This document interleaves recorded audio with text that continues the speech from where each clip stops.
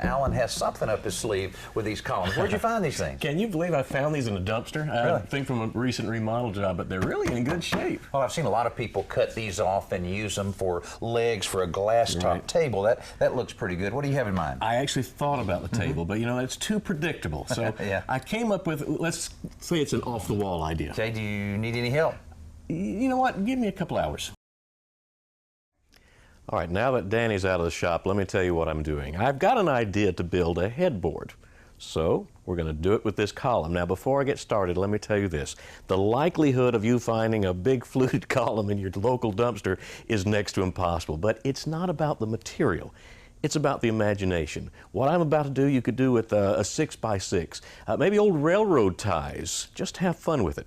Now, what I need to do, fortunately, is use only one of these columns. I'm going to cut this to size to get started. Since you can't really use a straight edge on a circle, I'm going to wrap some blue painter's tape to mark my cut, and I'm double checking that the top of the flutes are all the same distance to the mark where I'm cutting. I also decided to use a 12-inch blade in a reciprocating saw instead of using a circular saw, because on this end of a tapered column, the blade's long enough to go through both sides. To get the length right, I'm measuring from the top and marking multiple points around the column, then connecting the dots with more blue tape.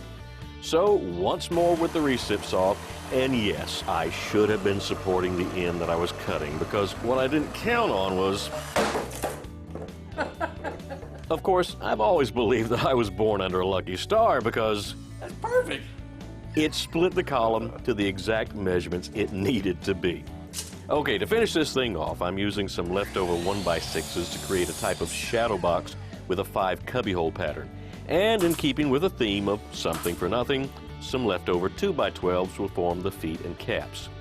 To make it easier to transport to the house, I won't put everything together until I get into the bedroom, but when it does go together, it looks better than I even imagined it would. Total cost, no cash, and barely 2.5 hours of my time.